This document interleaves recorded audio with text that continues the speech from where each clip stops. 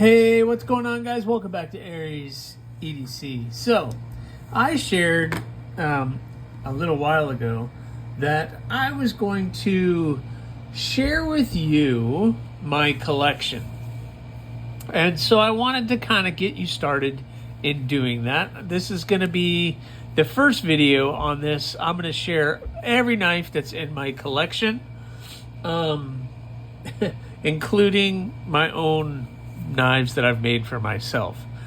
So this is going to be kind of a long kind of series. I'm not going to do too many long videos.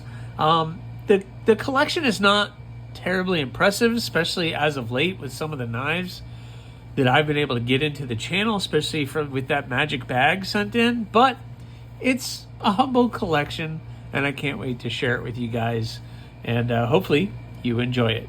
So what I want to start with, based on the thumbnail probably that I'm going to put on this, is some of my antique stuff, some of the stuff that's kind of old. And I started there, and I wanted to collect the older stuff because it kind of has a story. And in the beginning, I was really into that story. I was into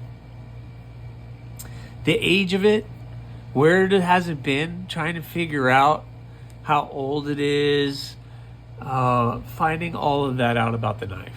And then that became a giant rabbit hole of I know nothing, and this is a huge task to try to figure it out, especially if you're talking like brands like Case or other brands like that. It gets so crazy that I decided, okay, yeah, this is not something I want to start cracking open and devoting that much time to.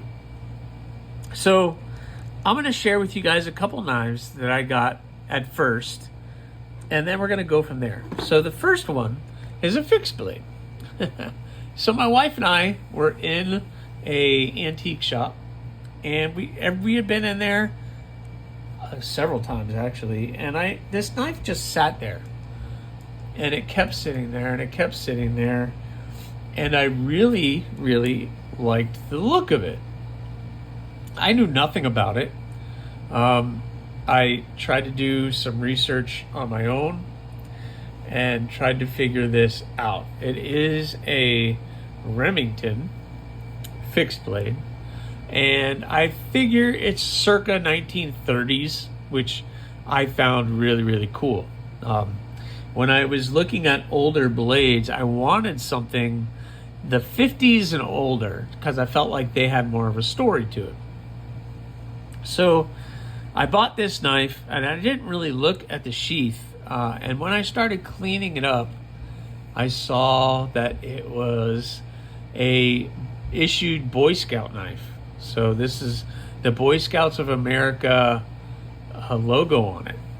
And then it's an RH51, which is the more popular of the models. So it's not like a super rare knife, but it's fun. And I'm glad I have it in the collection. So that was the first one that I kind of started with. Then also in that case was this. And of course, as soon as I saw that logo, I was like, well, wait a minute. That's a K-bar. I didn't know they made folding knives. And I didn't know they made folding knives that were older. So I got to talking to the people in the store, and they introduced me to the guys whose booth it was. And it was pretty cool. It's a double-edged blade. Let me see if I can get this one out. So this one, he said it was from circa 1930s as well. So I did some research, and based on the logo on the blade, as you can see, that, yeah, it was right around 1930s blade. And I was like, wow. And it still has that nice walk and talk, I guess you can call it. It doesn't have a half stop. It doesn't have anything like that. But for being that old, it still has that nice snap to it. And with both of these and a lot of the antiques, I just tried to do a minimal cleanup on these blades. You know, they've been sitting for a while, and I just did a little cleanup on them. I don't want to take away the age to the blades or take away any of the patina. I just want to make sure it stands out, and it's going to be rust free. But yeah, very cool old K-bar. And that one, this is kind of where it all started, because that, doing my research and looking at tang stamps and all that kind of stuff, I learned a lot. But it did open my eyes to, okay, wait, I'm getting in maybe a little bit over my head. So there's the K-bar. And then I decided to reach out to my dad and my uncle to see if there was anything that they had. So my dad reached out and he was like, yeah, I got some stuff for you. And so he sent me a bunch of knives. So I'm going to pull these 4 out. two little fun. And then this one, which has a special meaning. But so this was his Boy Scout knife. When he was a Boy Scout, they, you know, funny enough, gave out knives. So this is his little Imperial blade. I don't know if I'm going to be able to get all of these out. They are all nail biters. Yeah, no, I don't really. Here, I tell you what, let me go get some pliers so I can help myself get these out. Hold on. I'm going to put this right here. I'll be right back. And we're back. Okay, so I'm going to use my little Craftsman. What is this? This is the Craftsman 45201. I have this thing sitting around in my daily pack. So I'm just going to use this to help pull out the blades. So it has the can opener. It has a screwdriver, if I can get this. And I'm sure you guys are like, that's not the right tool for this, but it's what I'm going to use. I don't know what that is. An awl maybe? There we go. Another can opener or a bottle opener. I guess that would be can, that would be bottle, with a screwdriver, little screwdriver. So cool old knife, and it's my dad's, so it's kind of has a special meaning for me. So, and still has a cool walk and talk. These two were from my great uncle, and I don't know where he picked these up, but what's funny about these is I remember sitting at my grandfather's desk, and he had these in his desk, and they're a lot of fun, and I would pull them out and play with them and get in trouble for playing with them, but they were just sitting there, and they're from my great uncle, and these are just little Imperials that he had. But man, I don't know how old they are. I don't know the age. That kind of mother of pearl looking thing is really, really fun. But I did for a while just throw these in my pocket just to have something really small, inconspicuous. You never knew I had it. And that's kind of how my great uncle was, I think. He always had a little knife or like a little pen knife like this one on him. Again, this is a Imperial little diamond edge series blade. It has the 2 blades on it. Nice little fun little knife. You know, it was just like the thin design on that really kind of intrigued me, and then the age.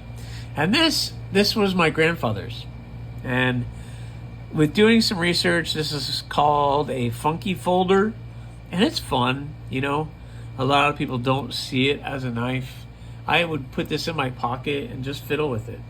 fiddle with it in my pocket. I can spin this, but then if you fold it this way, then all of a sudden you can see the blade.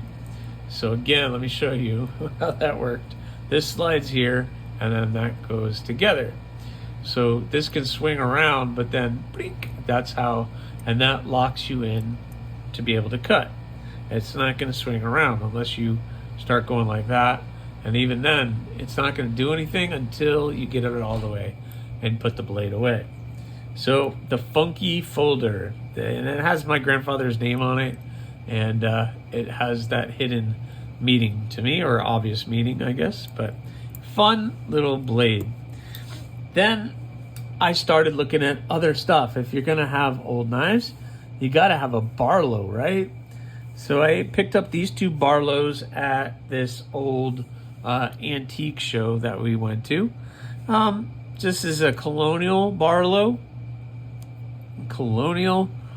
And then I have this other one, and this is an Imperial brand Diamond Edge series Barlow. So you got to have a cool Barlow in the collection if you're gonna have antiques. So these were fun. I picked up, so they are part of the collection, and they have good spring to them still. I'm not sure the age on these, probably 60s to 70s, but you know, they're fun to have, and they're pretty cool. Then my wife got me something. She was at an antique store and then came home with this. This is like a 1970s K-bar Skinner. Man, it's beat up, but it's fun, and it's kind of cool to have around.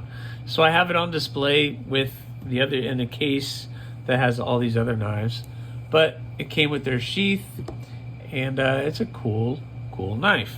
The edge has been reworked many times, and you can see this thing has been through the ringer, that is for sure. But it's a fun little knife. Not anything that I've ever going to use along with any of these anymore. They've all been pretty much retired to the case, and I keep them just for display. And last but not least is the old timer. You know, you got to have an old timer if you're going to be collecting older knives. And this is the triple, or the double bladed. Oh no, it does have the triple blade. So we have the pen, the sheep's foot, I guess you call that the sheep's foot, and then this is going to be the spay. Let me open that one. Aye. And this one will be the spay blade.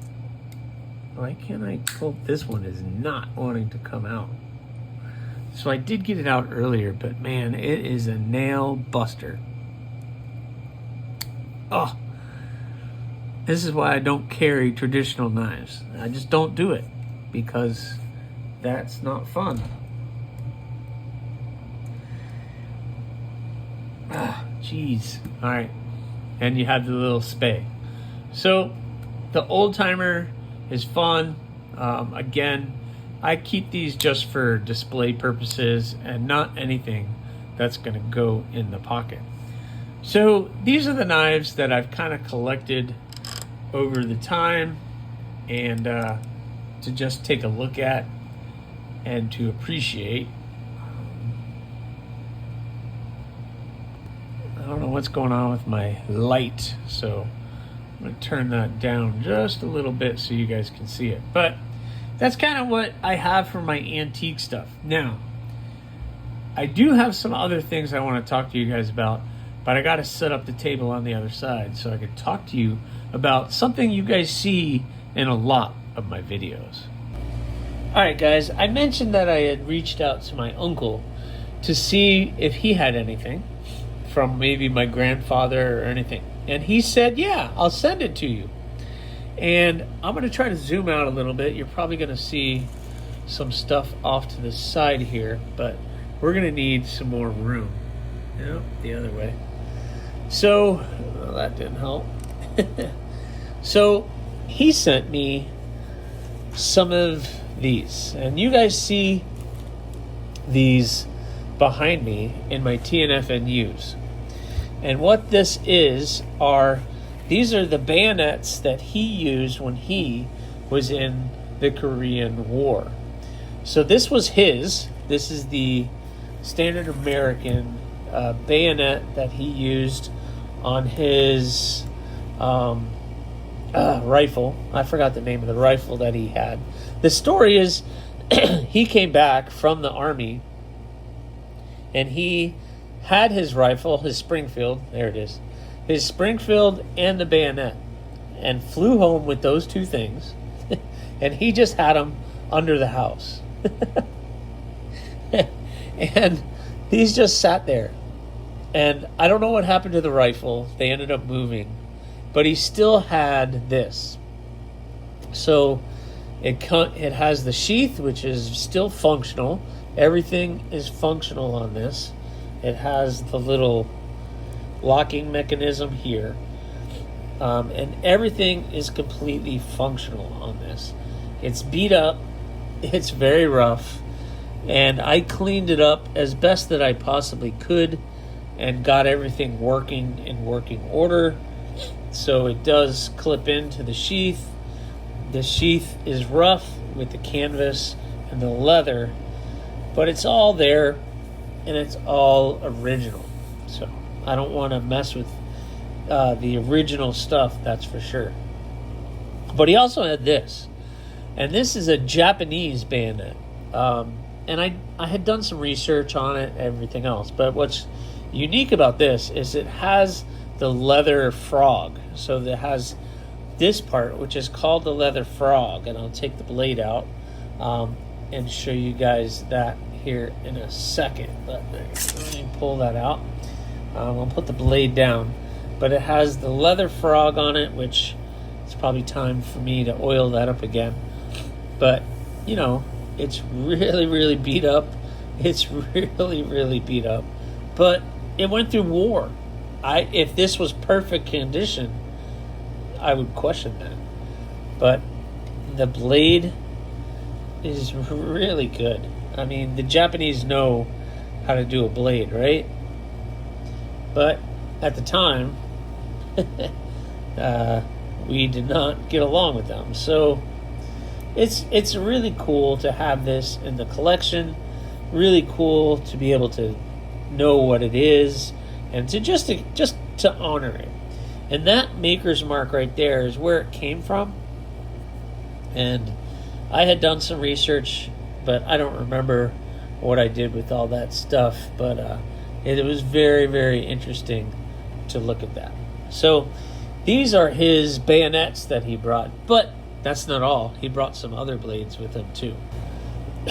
So he also had these. And he was stationed in the Philippines, in La Paz, Leyte, Philippines. That's where he was stationed. And he brought these home. And these, based on my research, are called talabong. And they are just an agricultural blade meant for just agricultural use. And I think what these were basically were just kind of souvenir type stuff, because I'm going to show you guys the blades. If you watch any of my videos, you'll see that these are all in the background, but all hand carved, along with these sheaths, which I'm sure were tied, not with wire, but this is kind of how I got it. And I don't want to mess with it too much, but these are all hand carved, and they all look amazing. You saw this one, the handle got the nice flowers on it. At some point in time, they probably tried to glue some of the straps and things that were on these, but man, all hand carved. It looks so good. I'm assuming they all were wrapped like this, but again, has like a little chicken and rooster thing. Again, Leyte, Philippines, La Paz. Yep.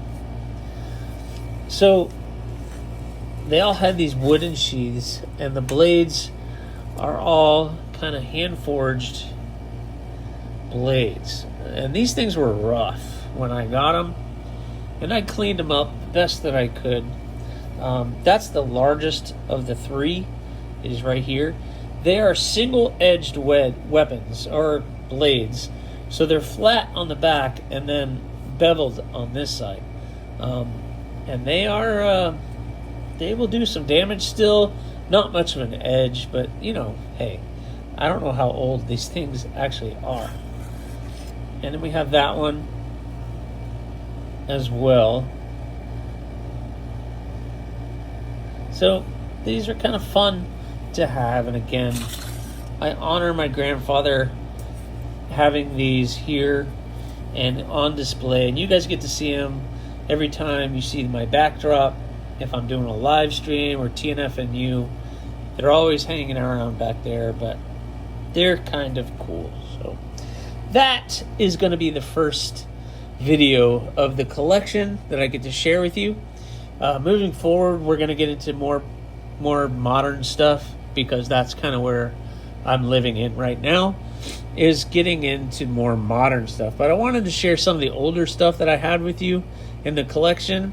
It's always cool to have something with some history that you can always look back on and honor. So thanks for watching. I hope you enjoyed it. Please subscribe, like, leave a comment, or not. That choice is always yours.